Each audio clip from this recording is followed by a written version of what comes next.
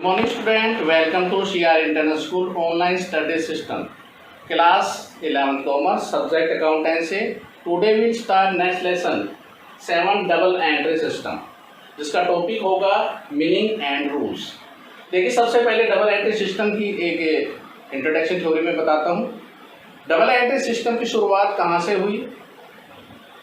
Accountancy के अंदर double entry system का मेन रोल है और हमारे अकाउंटेंसी का जो फादर ऑफ अकाउंटेंसी है वो है लुका पैसोली।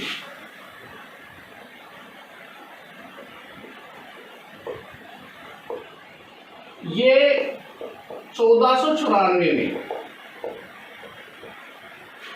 लुका पैसोली ने बुक कीपिंग के बारे में लिखा था और ये इटली के वेनिस नगर के रहने वाले थे। इन्होंने सबसे पहले अकाउंट्स के जन्मदाता माना जाता है।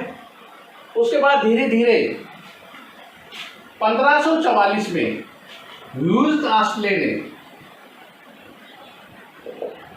इसका इंग्लिश में रूपांतरण किया इस बुक का।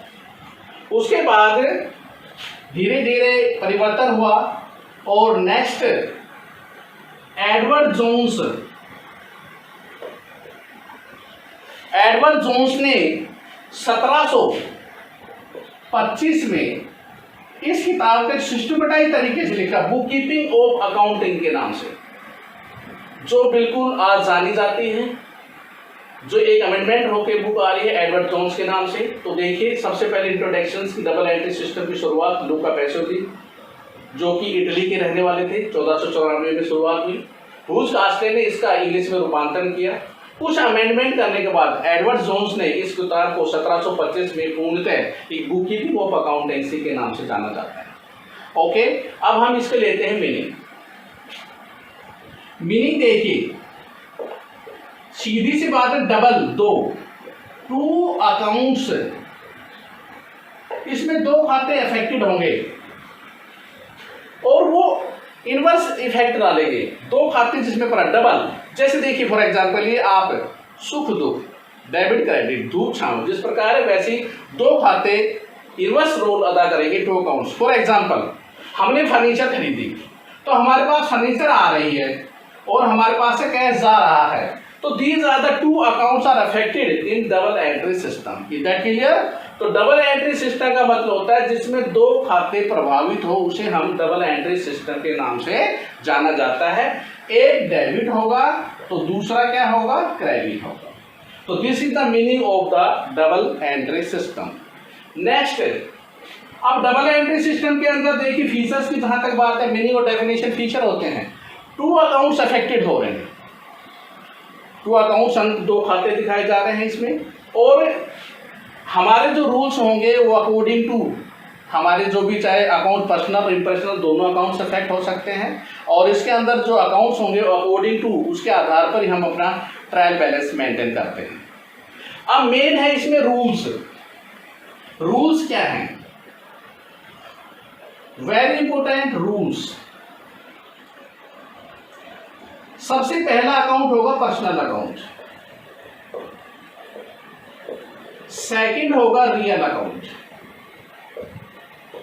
और थर्ड होगा nominal account. These are the three accounts, personal, real and nominal. These are three accounts होते हैं। अब बारी बारी से हम रूल पढ़ेंगे। पर्सनल अकाउंट का क्या रूल होगा, रियल का क्या होगा, नॉमिनल का क्या होगा। पर्सनल अकाउंट का सीधा सा रूल है, debit is the receiver and credit is the giver। Receiver और गिवर दो वर्ड है। डेबिट रिसीवर होता है, क्रेडिट गिवर होता है। पर्सनल क्या होता है? व्यक्तिगत खाते। पर्सनल भी तीन टाइप्स में होते हैं। नंबर एक नेचुरल,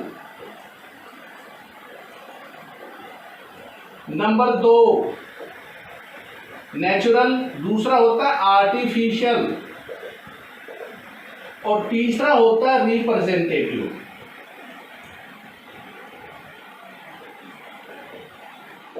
क्या होते हैं देखिए अब ध्यान से। नेचुरल प्राकृतिक, जैसे हम, राम, सोहन, गीता, ये नेचुरल है। आर्टिफिशियल क्या होते हैं? जो बनावटी होते हैं। For example bank, company, this is the artificial created by law. And representative, for example के लिए outstanding salary and prepaid expenses is may be representative. मेरे को समझा रिप्रेजेंटेटिव कैसे रिप्रेजेंट करेंगे।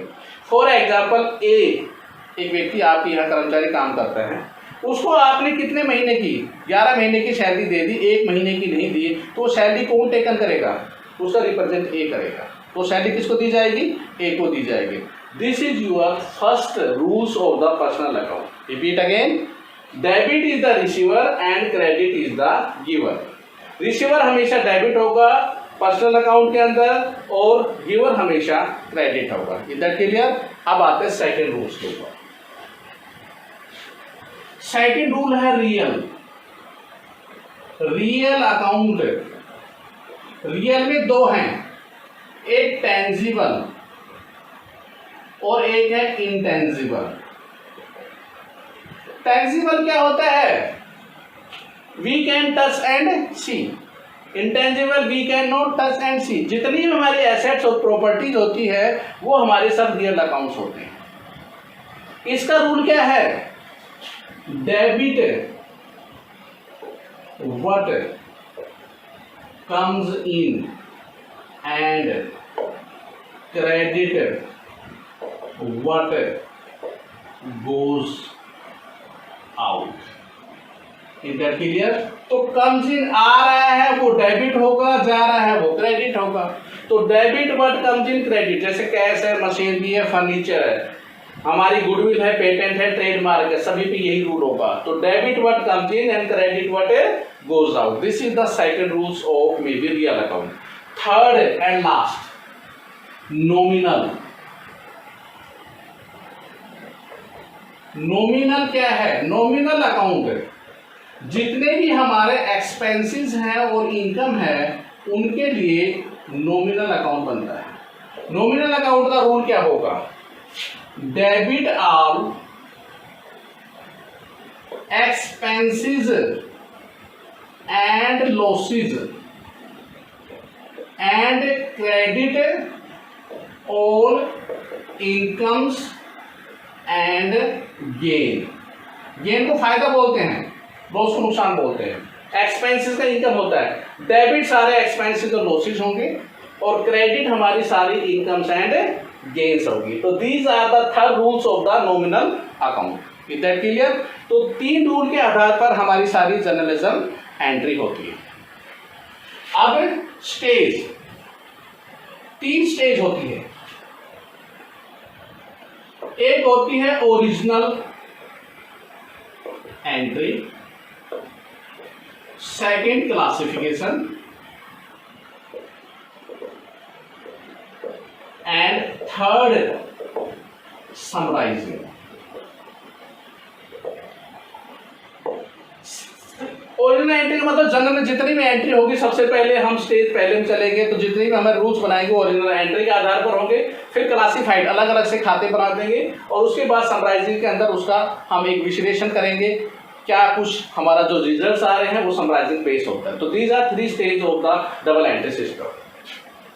लास्ट में अब क्या बचा है? व्हाट इज द बेनिफिट्स या एडवांटेजेस। फायदे क्या हैं? सबसे पहले साइंटिफिक सिस्टम। हमारा ये एक डबल एंट्री सिस्टम एक साइंटिफिक, जैसे विज्ञान के अंदर रूल्स बनते हैं वैसे ही हमारे अकाउंट्स के अंदर भी रूल है। साइंटिफिक जो रूल बने हैं वैसे ही अकाउंट के रूल है। तो सिस्टमेटिक तरीके से डबल एंट्री सिस्टम होता है। This is the scientific rules. Debit and credit are rules are, आपको पता लगा था पर्सनल, रियल और नॉमिनल के माध्यम से।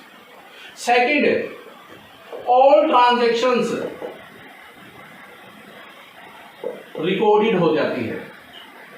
सब फायदा क्या होता है? जितनी भी ट्रांजैक्शन, जितने भी लेन देन है वो हमारे सारे के सारे रिकॉर्डेड कर दिए जाते हैं। उसके बाद हमारा ट्रायल बैलेंस बन जाता है। ट्रायल बैलेंस क्या होता है?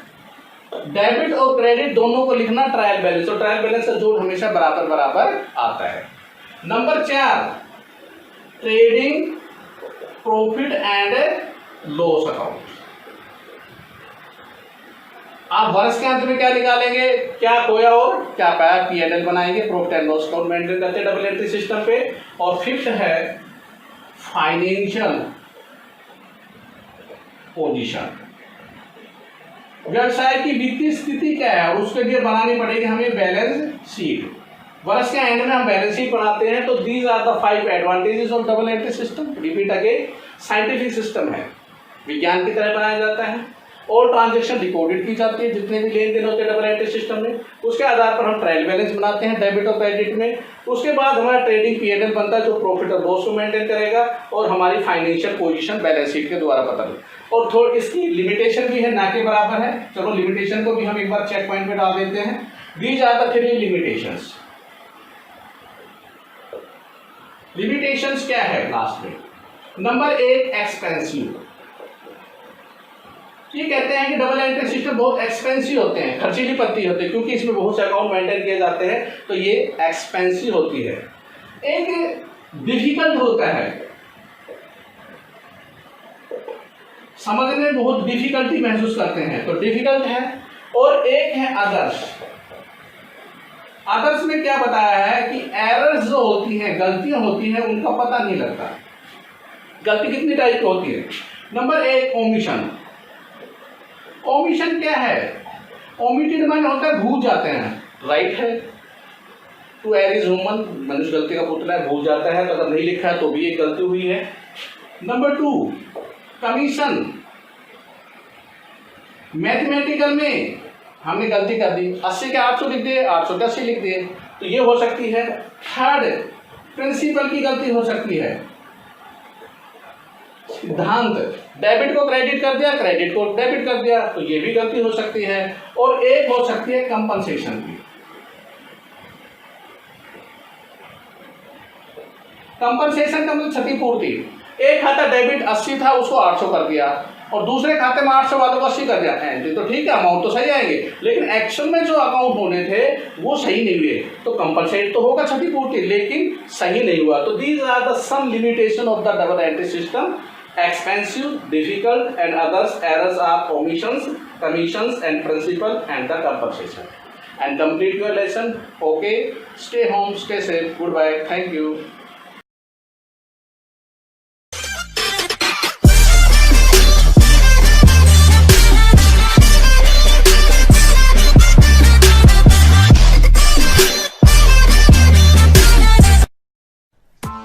Press the bell icon on the YouTube app and never miss another update.